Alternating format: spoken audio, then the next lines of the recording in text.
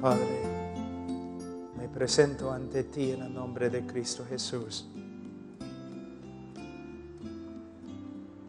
Tú mereces, Señor, toda la gloria y la honra, la alabanza. No hay nadie como tú, Señor, en los cielos, ni en la tierra, ni bajo de la tierra.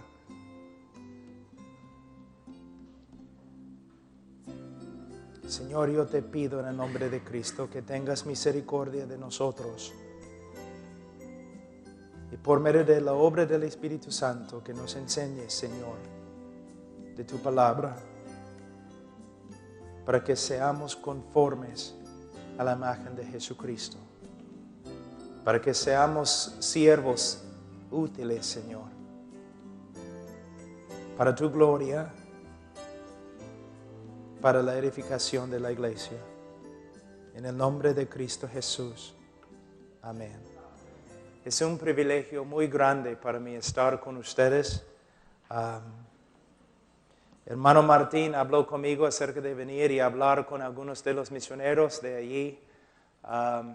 Creo que abrimos las reuniones para otros y tenemos algunas personas aquí hoy día y estamos seguros que todo está conforme a la voluntad de Dios, conforme a la voluntad de Dios.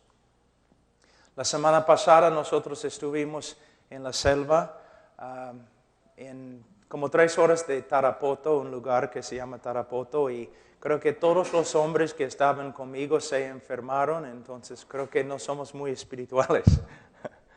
Pero Dios obró grandemente entre los hermanos y había personas de varios lugares, algunas personas habían caminado como 12 horas, 15 horas para llegar, para escuchar el Evangelio. Hoy día, de lo que entiendo en esta conferencia, se va a hablar de la gracia soberana, el poder de Dios en la salvación del hombre. En el día de hoy hay un problema. No estoy diciendo eso porque soy profeta o porque sé más que los demás. Pero hay un principio bíblico que cuando estudiamos el Nuevo Testamento debemos hacerlo en el contexto de toda la Biblia. También hay un principio de la hermenéutica. La hermenéutica es simplemente el estudio de cómo estudiar la Biblia. Y el principio importante que se aplica aquí en el día de hoy es: siempre debemos hacer nuestra teología en el contexto de la iglesia. ¿Qué significa? Cuando interpretamos la Biblia, ¿no? Tenemos que someternos a la gramática de la Biblia. Algunas personas, una vez un hombre entró en mi oficina, me dijo, empezó a hablar conmigo acerca de Juan 1:1, como en el principio era el verbo, y el verbo era con Dios, el verbo era Dios. Y él me dijo, en griego, pastor, el verbo proviene de la palabra rema. Yo le dije, no. Y abrí mi Nuevo Testamento en griego y le dije, mira, la palabra verbo proviene de la palabra griega logos. Y él dijo, no me importa lo que me digas porque el Señor me ha dicho en un sueño. Entonces tenemos que someternos a la gramática de las Escrituras. Pero a la vez tenemos que aprender de la historia. Cuando interpretamos un texto, debemos comparar nuestra interpretación con las interpretaciones de otros, no solamente en nuestra cultura, sino debemos comparar nuestras interpretaciones con las interpretaciones de los demás hermanos a través de la historia de la iglesia. Si todos están de acuerdo, pero no están de acuerdo con nosotros, probablemente nosotros nos hemos equivocado. Bueno, en el día de hoy vemos algo muy importante. El evangelio moderno que se predica, y mayormente el evangelio que ha venido de los Estados Unidos, no está de acuerdo con el evangelio de la historia de la iglesia. Hay grandes problemas. En los últimos 100 años podemos ver grandes cambios. El evangelio glorioso de nuestro Señor Jesucristo ha sido reducido a 4 leyes espirituales. o 5 cosas que Dios quiere que sepas. Hemos reducido el Evangelio a un rito. Les voy a dar un ejemplo. Nos acercamos a una persona y decimos, Señor, la Biblia dice que eres pecador. ¿Sabes que eres pecador? Si la persona dice sí, entonces la próxima pregunta, ¿quieres ir al cielo? Si la persona dice sí, quiero ir al cielo, entonces la próxima pregunta, entonces ¿quieres orar para pedir a Cristo que entre en tu corazón? Si la persona dice sí, entonces oramos con él y después de la oración preguntamos, ¿te salvó Dios? Si la persona dice, bueno, no estoy seguro, entonces decimos, por supuesto te salvó, porque Él prometió salvarte. Hemos reducido el Evangelio de Cristo a nada más que algunas preguntas superficiales. Y si una persona contesta bien, lo declaramos salvo. Pero no es el Evangelio. Primeramente, si tú dices a una persona, ¿sabes que eres pecador? Si dices sí, no significa nada. El diablo sabe que es pecador. ¿Te das cuenta? Pregunta al diablo. Él te va a decir, por supuesto soy pecador. El mejor pecador que hay. Entonces, simplemente preguntar a una persona si sabe si es pecador no significa mucho. La pregunta es, desde que has escuchado el Evangelio, ¿Dios ha obrado en tu corazón de tal forma que ahora aborreces el pecado que antes amaste? Hay un cambio del corazón, en el corazón. Cuando una persona, para ser salvo, una persona tiene que arrepentirse.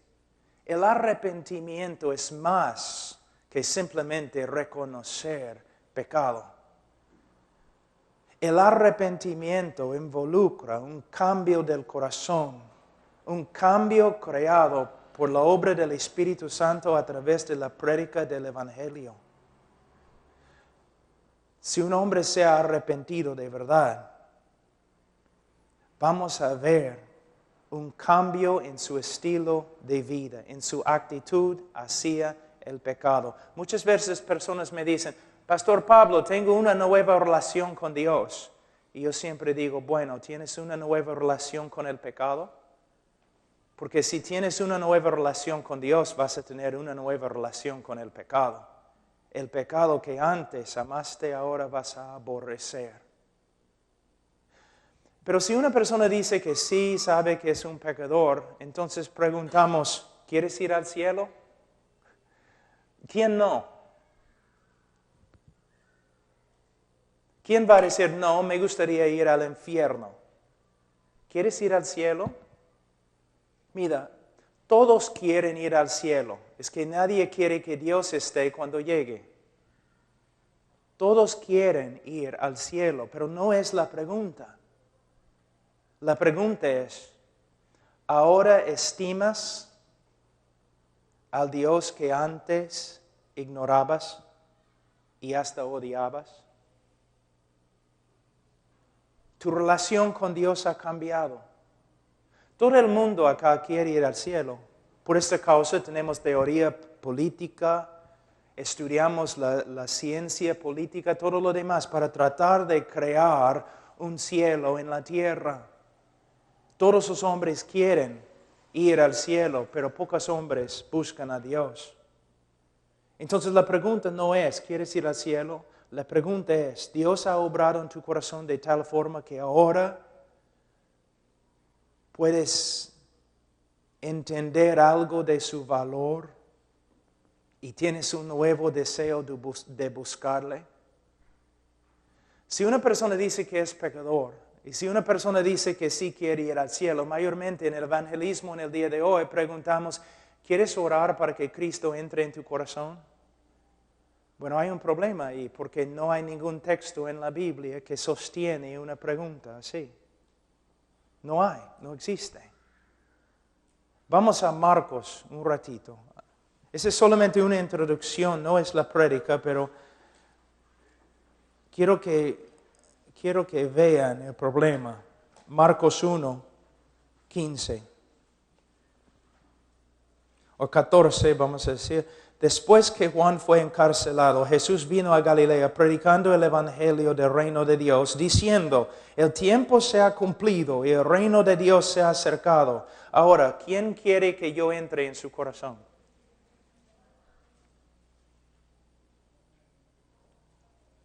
No dice esto. ¿Qué dice? Arrepentíos y creed en el evangelio.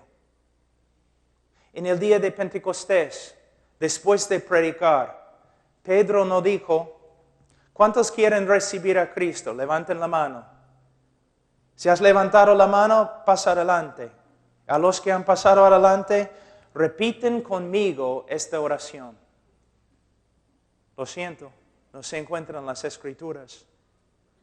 Es algo fabricado por los hombres. Es un método de evangelismo. Y por causa de este método de evangelismo, 65% de las personas en los Estados Unidos se creen cristianos. Cuando mayormente los teólogos dirían que entre los que confiesan a Cristo, menos que 10% de verdad son cristianos. Es como una fábrica produciendo creyentes falsos. ¿Por qué? El evangelismo que practicas, ¿dónde aprendiste tu método? De otra persona que practicaba el mismo método, de otra persona, de otra persona, de otra persona, pero no de las Escrituras.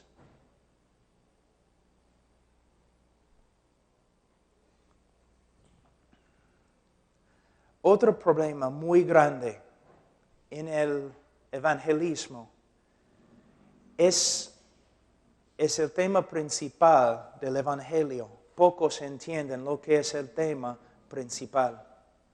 Mayormente decimos a las personas, Cristo murió. Cristo murió. ¿Por qué? Por causa de nuestro pecado, pero no contesta la pregunta. ¿Por qué tenía que morir por nuestros pecados? ¿Y cómo tenía que morir cuando estaba en la cruz? Mayormente tenemos de nuevo un evangelio muy superficial. Cristo murió por ti. ¿Pero por qué? Por causa del pecado. ¿Pero por qué? Necesitamos entender que el evangelio comienza con el carácter de Dios, los atributos de Dios. Y vamos a Romanos capítulo 3 un ratito, voy a mostrarles algo. Romanos 3.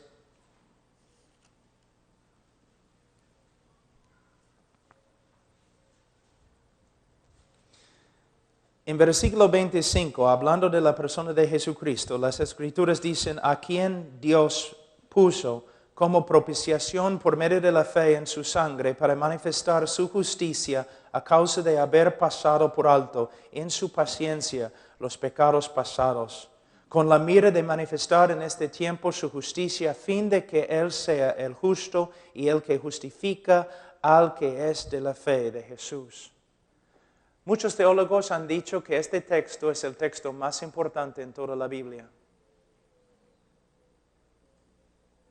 Y de hecho, si no entiendes este texto, sería muy difícil predicar el Evangelio. ¿Qué está diciendo Pablo? Él habla de una palabra muy importante, propiciación. ¿Sabe lo que es? Él habla de la necesidad de que Dios sea justo y el que justifica al pecador. Aquí podemos ver la parte principal de lo que es el Evangelio. ¿Por qué Cristo tenía que morir y cómo tenía que morir? Primeramente, tienes que ver algo. Si Dios es justo, Él no puede perdonar. Si Dios es justo, Él no puede perdonar. Les doy un ejemplo, es un ejemplo que doy siempre. Vamos a decir que alguien ha matado a toda tu familia y tú capturas a la persona que ha asesinado a tu familia y lo lleves a la policía. Y la policía presenta al asesino al juez. Y el juez mira a la persona que ha matado a toda tu familia y dice, soy un juez lleno de amor, por eso te perdono. Te perdono. Vete. ¿Cómo vas a responder? Tú vas a decir que el juez es más corrupto que los mismos criminales a los cuales él da libertad. Tú vas a escribir el presidente, el Congreso, quizás vas a llamar el periódico para quejarte acerca de un juez tan corrupto como él. ¿Por qué? El juez tiene que hacer justicia. Si un juez no hace justicia, no es un juez justo. Dios es el juez de toda la tierra. Él no puede simplemente perdonar al pecador. Antes que Él puede perdonar, Él tiene que satisfacer su propia justicia. Alguien tiene que pagar. Tú dices, claro, Cristo tenía que pagar, pero ¿cómo? En el mundo hispano hay algo que yo he dado hay algo que llamo el evangelio romántico. Es un evangelio que no tiene mucho que ver con las Escrituras. Presenta a Jesús como un mártir. Habla siempre de todo lo que los romanos y todo lo que los judíos hicieron a Jesús en la cruz. Habla tanto de estas cosas que uno tiene que pensar, bueno, entonces somos salvos por medio de lo que los hombres hicieron a Jesús. Somos salvos porque ellos lo clavaron a una cruz. Somos salvos porque le golpearon. Somos salvos porque traspasaron su corazón con una lanza. Entonces, por medio del sufrimiento de Jesús causado por los hombres, Dios nos justificó.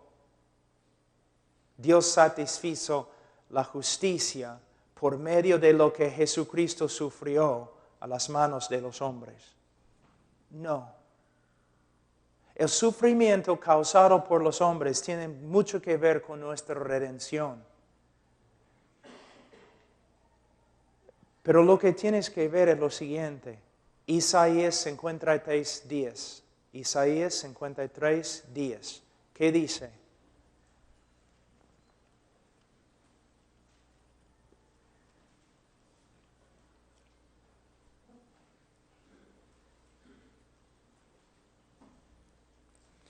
Con todo eso, Jehová quiso quebrantarlos, sujetándole a padecimiento. Cuando Jesucristo estaba en la cruz, Él llevó nuestro pecado. Y toda la ira de Dios, todo el castigo de Dios, todo el aborrecimiento de Dios, justo aborrecimiento de Dios contra la maldad del hombre, cayó sobre su Hijo. Nosotros debemos morir separados de Dios y pasar toda la eternidad separados de Dios. En la cruz, Cristo llevó nuestro pecado fue imputado a Cristo. ¿Y qué clamó Cristo a Dios? Dios mío, ¿por qué me has desamparado? Entonces, una separación entre el Hijo y el Padre. Y toda la ira de Dios que debe caer sobre ti, cayó sobre el Hijo. Somos salvos, justificados, no principalmente por causa de lo que los romanos hicieron a Jesús en la cruz. Somos salvos por medio de lo que el Padre hizo a su propio Hijo en la cruz. Lo quebrantó. Una ilustración que quizás puede ayudarte es la historia de Abraham e Isaac. Abraham dice de él que él llevó a su hijo, su único hijo que amaba, a la montaña. Y allí, según el decreto de Dios, iba a matarlo. Pero cuando Abraham no se sometió a la voluntad de Dios y estaba por matar a su hijo, un ángel clamó y dijo: no, Abraham, Dios va a proveer. Isaac, no, salió salvo. Tú dices: qué bonita historia, qué fin de la historia tan bonito, ¿no? Pero no es el fin de la historia. 2000 años después, Dios el Padre puso su mano sobre la frente de su hijo, agarró el cuchillo y mató a su propio hijo. Alguien tenía que morir bajo la ira de Dios para satisfacer la justicia de Dios. Tengo una pregunta. ¿Has escuchado el Evangelio muchas veces predicado? ¿Cuántas veces has escuchado lo que acabo de enseñar yo? Casi nunca. La énfasis siempre, lo que los hombres hicieron a Jesús, ¿no es cierto? Siempre. Mira lo que los hombres hicieron a Jesús. Durante la Semana Santa en las iglesias evangélicas, todos los pastores predicando acerca de ¿qué? Acerca de lo que los hombres hicieron a Jesús. La corona, el látigo, la lanza, y casi nunca mencionan lo que de verdad nos salva. Alguien tenía que morir bajo la furia de Dios. Su ira, su justicia, para satisfacer su justicia. Ahora puedes entender por qué el Evangelio tiene poco poder en el día de hoy, porque no estamos enseñando el Evangelio. Ahora, voy a pasar un poquito. Mañana voy a empezar con la depravidad humana, pero voy a pasar un poquito por este texto en Romanos 3. Yo sé que lo he predicado varias veces acá, pero hay personas nuevas y es necesario. Por cuanto todos pecaron, 3:23 de Romanos, por cuanto todos pecaron y están destituidos de la gloria de Dios. Los niños aprenden este texto, ¿no es cierto? Aprenden este texto en la escuela dominical, pero ¿sabes lo que significa? Por cuanto todos pecaron.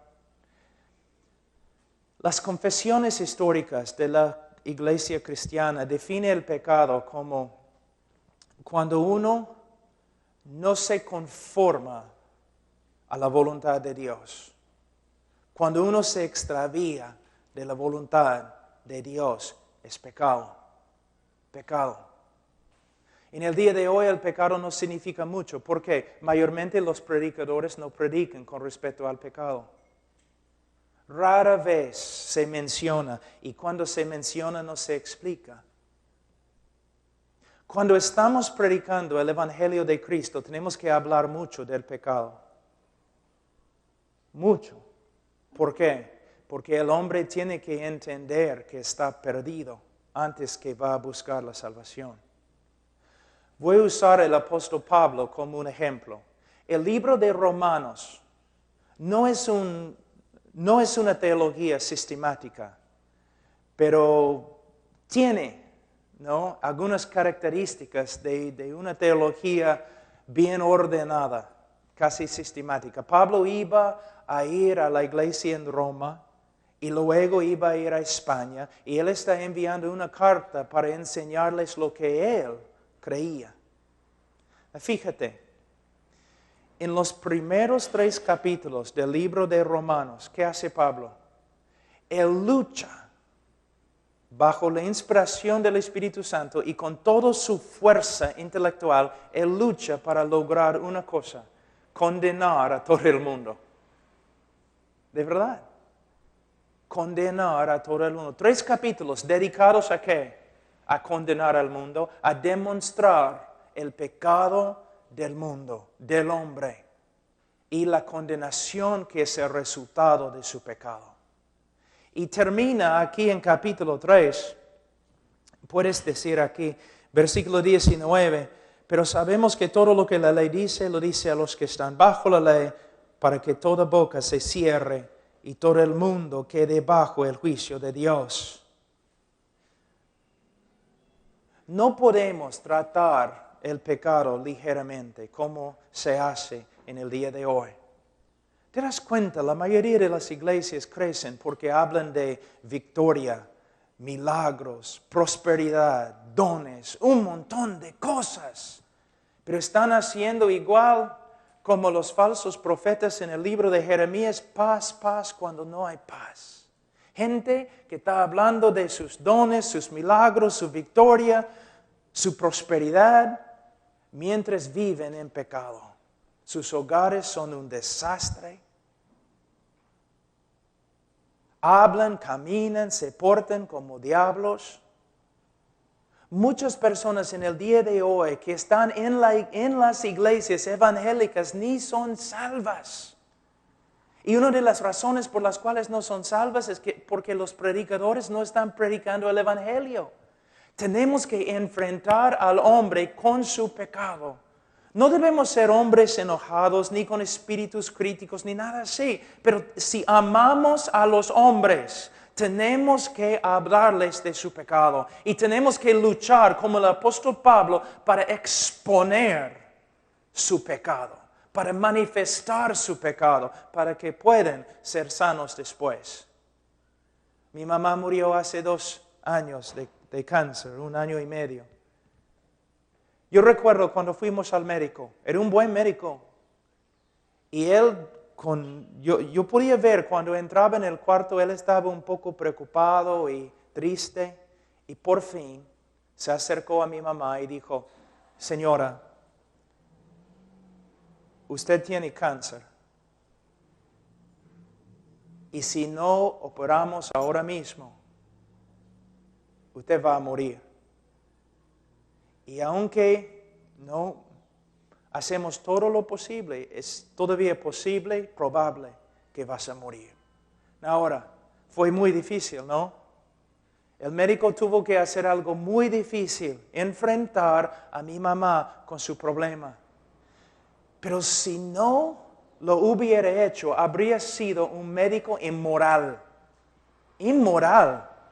Si él dice, no, tengo miedo, no quiero hacerle daño, ella se va a ofender, no puedo decirle que tiene cáncer. Bueno, si no vas a decirle que tiene cáncer, no puedes salvarla. De la misma forma, la vida cristiana en el día de hoy ha llegado a ser nada más que un circo. Las iglesias como un circo. Gritos, cantos, milagros, personas cayendo al suelo, un montón de cosas. ¿Dónde está el evangelio? ¿Dónde está el evangelio de Cristo? Pero aún en las iglesias bautistas, hablando de un montón de cosas, métodos de evangelizar, métodos de hacer misiones, un montón de cosas, pero no predicamos el evangelio. Y el evangelio que predicamos es una versión muy reducida que no tiene poder. ¿Qué debemos hacer? Debemos seguir el ejemplo del apóstol Pablo.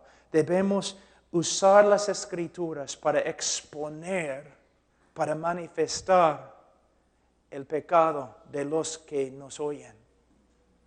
Pero también no solamente debemos hablar del pecado, pero debemos hablar de la solución, que es la gracia de Dios.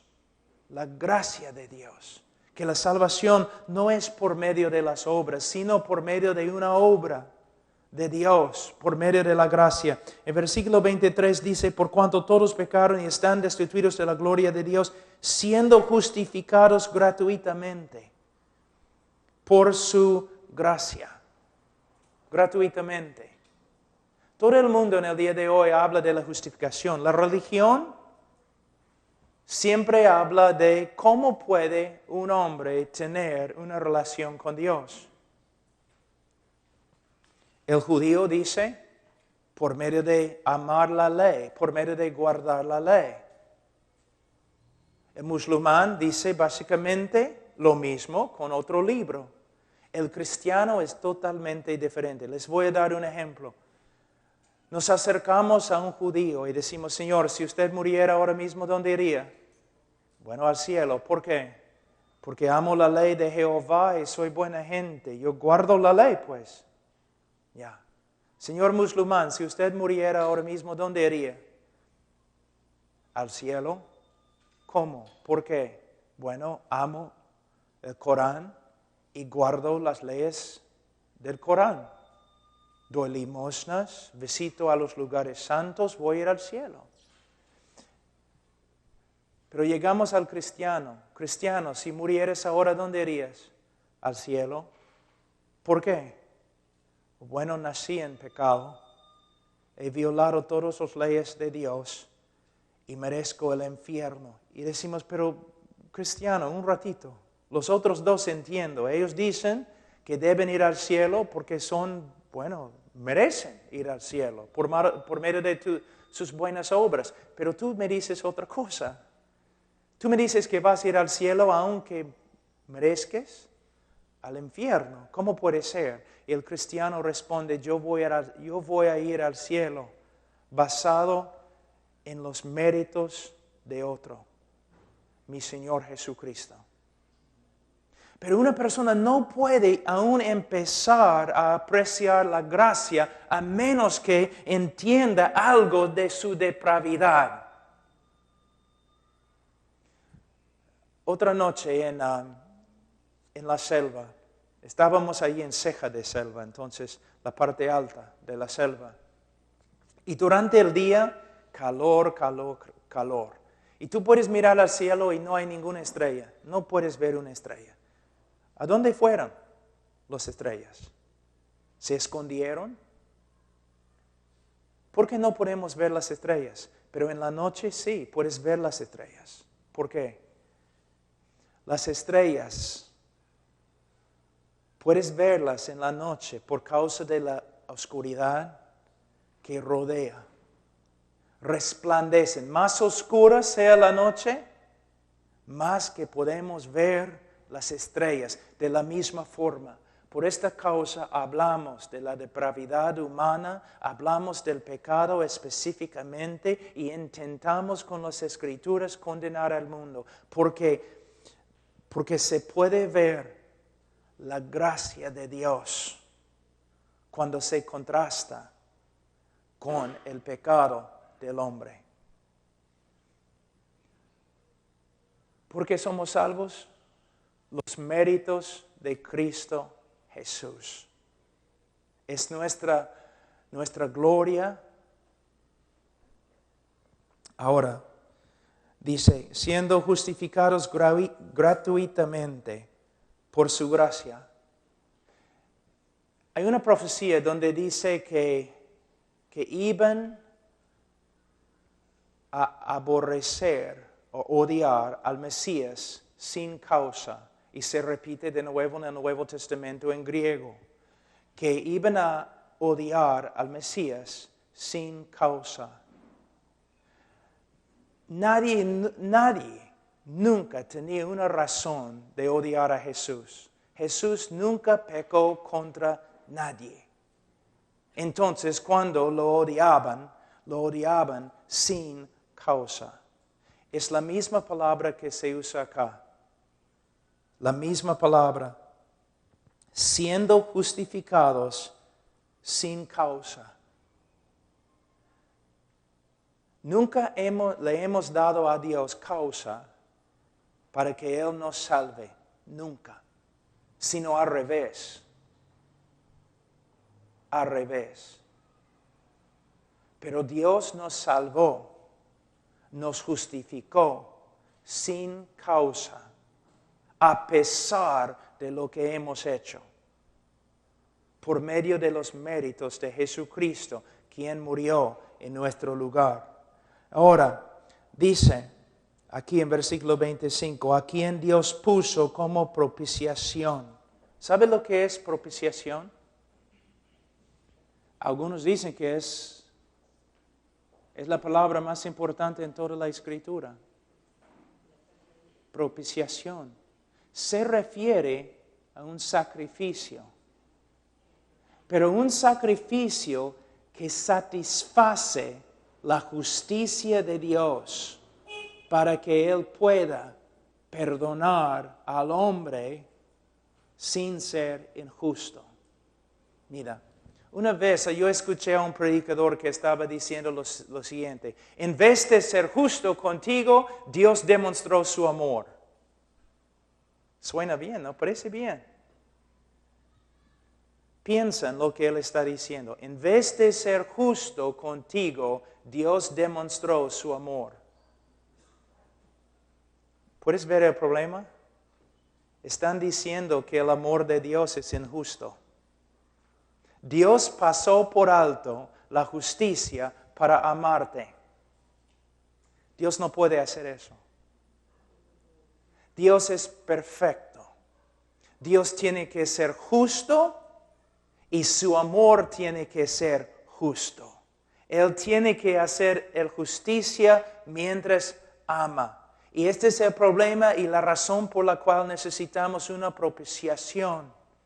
La Biblia dice en Proverbios 17:15, el que justifica al impío es una abominación ante Jehová.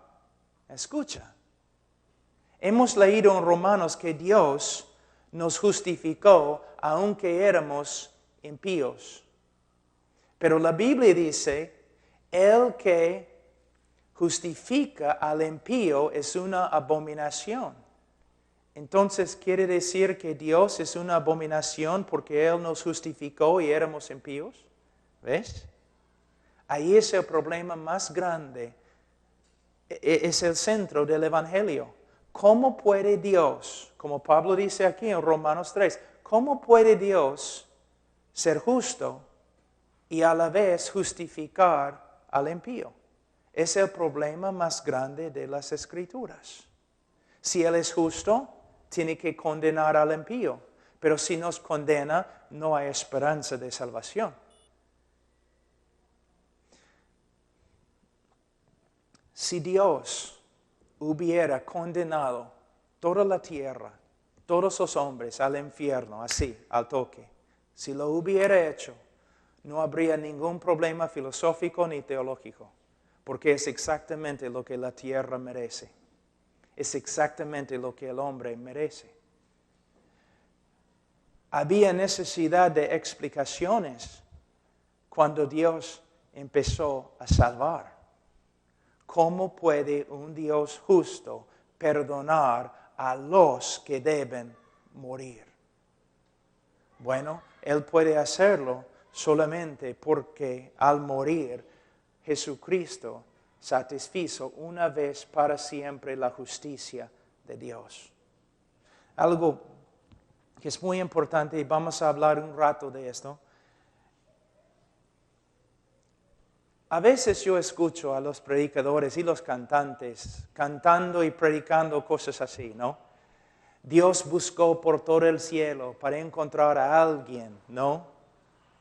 Con la buena voluntad, dispuesto a morir por el hombre, pero no podía encontrar a nadie.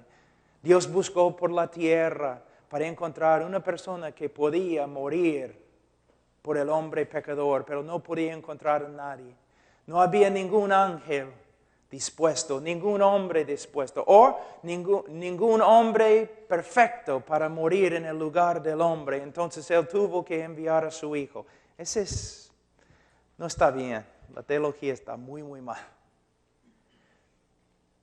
Un ángel perfecto no podría haber muerto por nuestros pecados. Y un hombre perfecto no podría haber muerto por nuestros pecados. El que murió en la cruz por nosotros tenía que ser hombre, porque el hombre ha pecado, el hombre tiene que morir. Pero el que murió en la cruz tenía que ser más que hombre, más que ángel. Él tenía que tener un valor infinito. Por eso Dios llegó a ser hombre. Y caminó sobre la tierra y vivió una vida perfecta. Y según el plan predestinado de Dios, Él fue clavado en una cruz. En la cruz, Él llevó el pecado de su pueblo y llegó a ser una maldición ante su propio Padre. Mira, Gálatas capítulo 3, un ratito.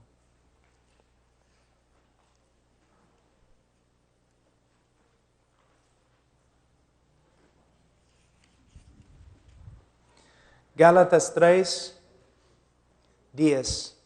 Porque todos los que dependen de las obras de la ley están bajo maldición, pues escrito está, maldito todo aquel que no permaneciere en todas las cosas escritas en el libro de la ley para hacerlas. En el día de hoy, en muchas iglesias, una maldición significa, bueno, uno se enferma o uno no prospera económicamente. No hay ninguna palabra en ningún idioma que puede describir cuán horrible es ser bajo una maldición.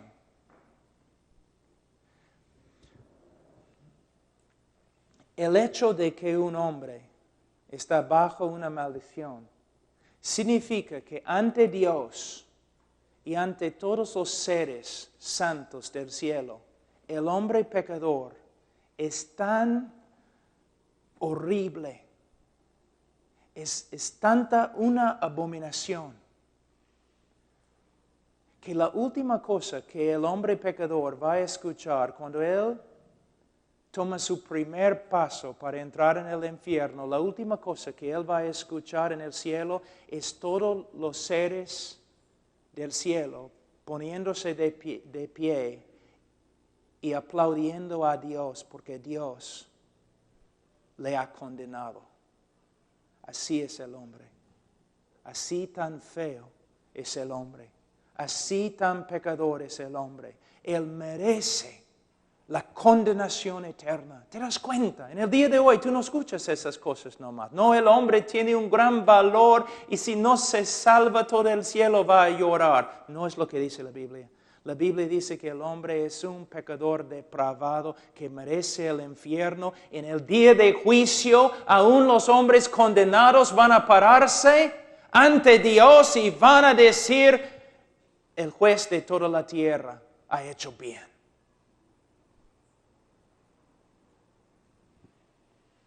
Pero la Biblia dice en versículo 13, Cristo nos redimió de la maldición de la ley, hecho por nosotros maldición.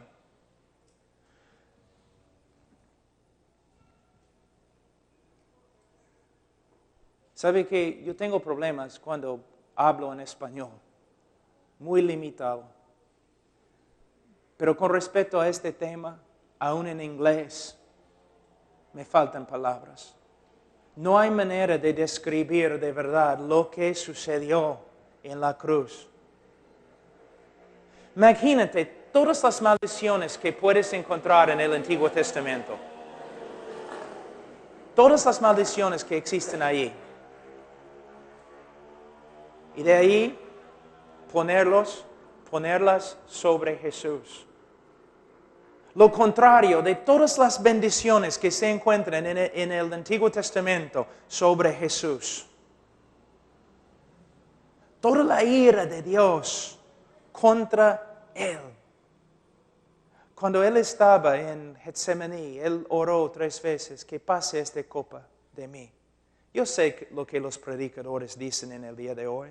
¿Cuántas veces he escuchado a los predicadores? Sí, la copa, la cruz, el látigo, la lanza. No tiene nada que ver con esas cosas. Y algunos predicadores carismáticos, la copa era la ira de Satanás, he escuchado. Solamente hay que leer la Biblia. A través de toda la Biblia habla de la copa, especialmente en los profetas. La copa de la ira, la furia de Jehová. Toda la furia. El justo aborrecimiento de Dios contra tu maldad fue derramado sobre el Hijo. Y Él llegó a ser una maldición y su Padre le abandonó, le desamparó.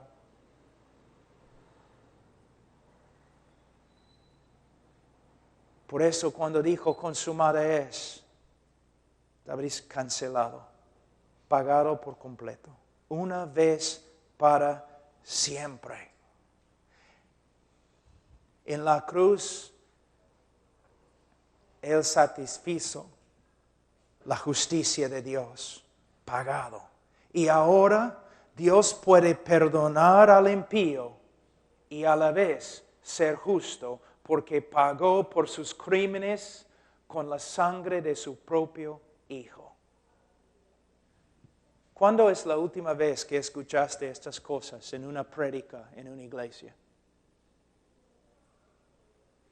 Cristo muriendo, aplastado, quebrantado bajo la ira de su Padre por causa de nuestra maldad. Ahora puedes ver que el Evangelio que se predica en el día de hoy, 4 leyes espirituales, 5 cosas que Dios quiere que sepas, prédicas superficiales, ahora puedes ver que no es el Evangelio. Es una reducción que no tiene nada de poder. Ahora, esta es una introducción. Vamos a enseñar esta semana en esta pequeña conferencia algunas cosas. Son cosas que siempre se encuentran en la historia de la iglesia. Vamos a hablar de lo que Dios ha hecho a través de la cruz del Calvario. Vamos a hablar de las verdades de la Reforma. Martín Lutero, Calvino, los puritanos, los bautistas, Jonathan Edwards, Jorge Whitfield, Jorge Mueller, Carlos Spurgeon, todos esos hombres. Si tú vas a la librería, tú vas a leer acerca de todos esos hombres, como Dios los usó grandemente. Pero hay un problema, nadie habla de su teología. Todos hablan de cómo Dios los usó para cambiar al mundo. Pero casi no hay ningún libro acerca de lo que ellos creían. ¿Por qué? Porque lo que ellos creían contradice lo que predicamos en el día de hoy. Todos reconocen, por ejemplo, que Carlos Spurgeon, ¿no? Todos. El más grande predicador que ha vivido en la tierra desde los apóstoles. Pero ¿por qué no predicamos lo que él predicaba? Jonathan Edwards, teólogo quizás más grande desde, quién sabe, ¿no? Por lo menos él, Calvino, Lutero,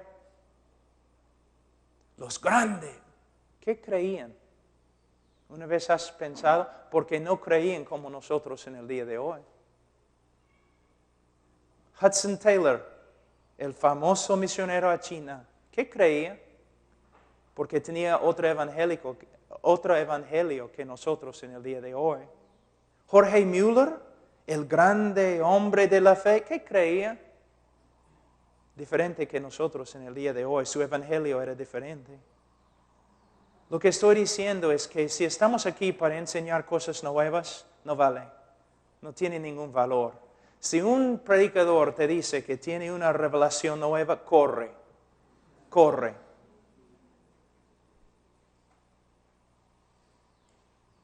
Queremos volver. Ahora, terminando.